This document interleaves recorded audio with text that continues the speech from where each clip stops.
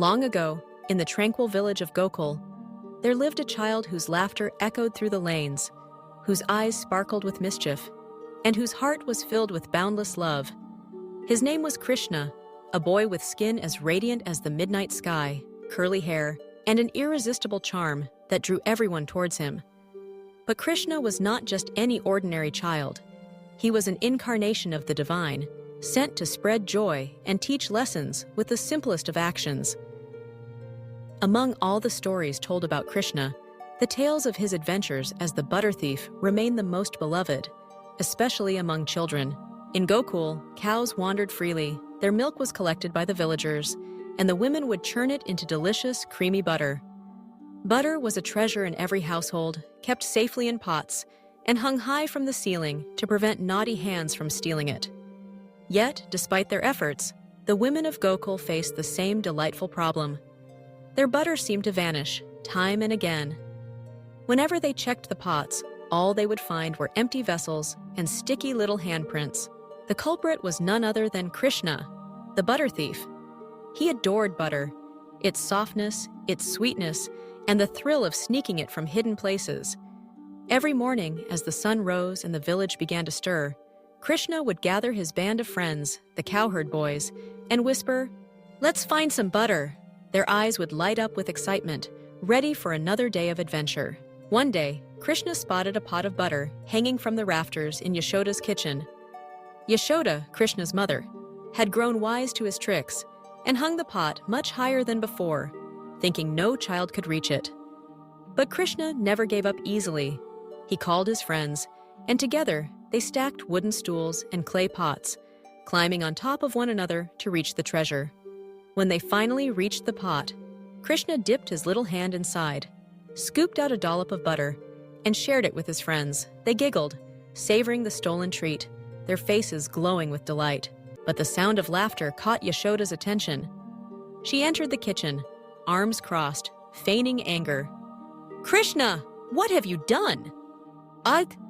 She exclaimed. Krishna, his mouth smeared with butter and eyes full of innocence, replied, "Mother, the butter was calling to me.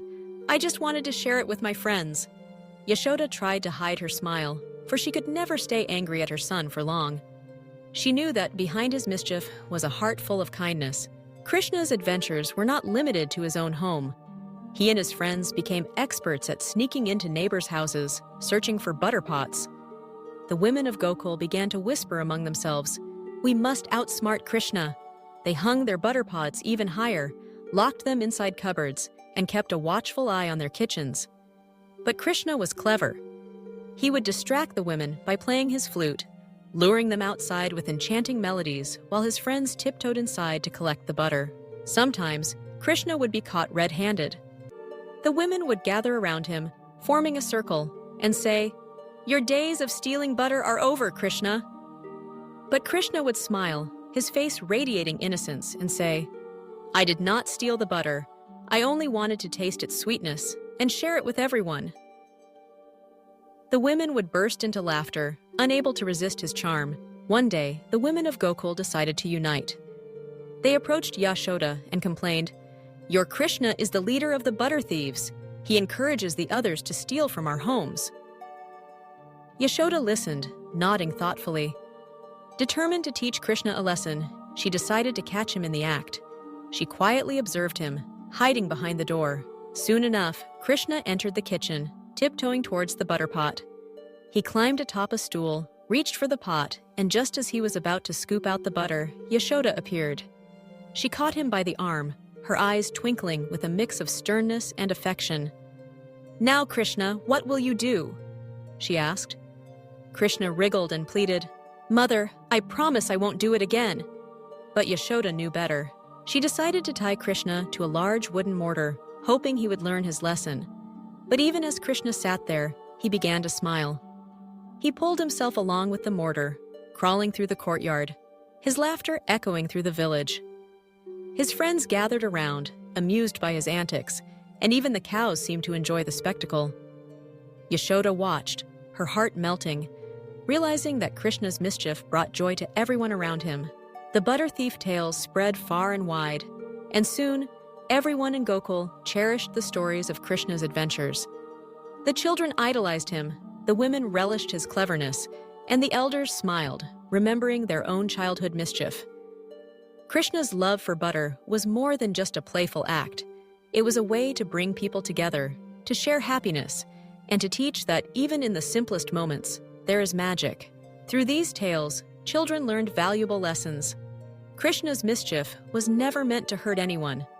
Instead, it showed the importance of sharing, the joy of friendship, and the power of innocence.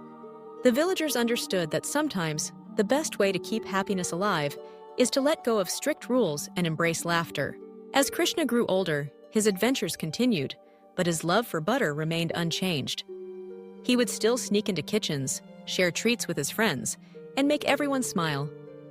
Yashoda, though sometimes frustrated, loved her son dearly.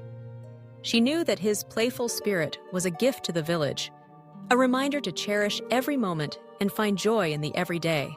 The tales of Krishna, the butter thief, have traveled across generations. Today, children everywhere listen to these stories, imagining the little boy with a mischievous grin, blue skin, and a heart full of love. They dream of joining him in his adventures, climbing high to reach the butter pots, and laughing as they share the stolen treasure. Parents tell these stories to their children, passing down lessons of kindness, sharing, and forgiveness. Krishna's butter thief tales remind us that even the smallest acts can bring great happiness. Stealing butter was never about taking, it was about giving, about spreading smiles, and about creating memories that last forever. In the village of Gokul, where the cows still roam and the butter pots still hang from the rafters, the legend of Krishna lives on, inspiring everyone to find joy in mischief, warmth in friendship, and love in every moment. So, whenever you hear the sound of laughter or catch a whiff of fresh butter, remember Krishna, the beloved butter thief whose playful spirit continues to enchant the world, teaching us that happiness is best when shared. And as you close your eyes and drift into dreams, imagine Krishna's adventures and let your heart fill with the sweetness of his timeless tales.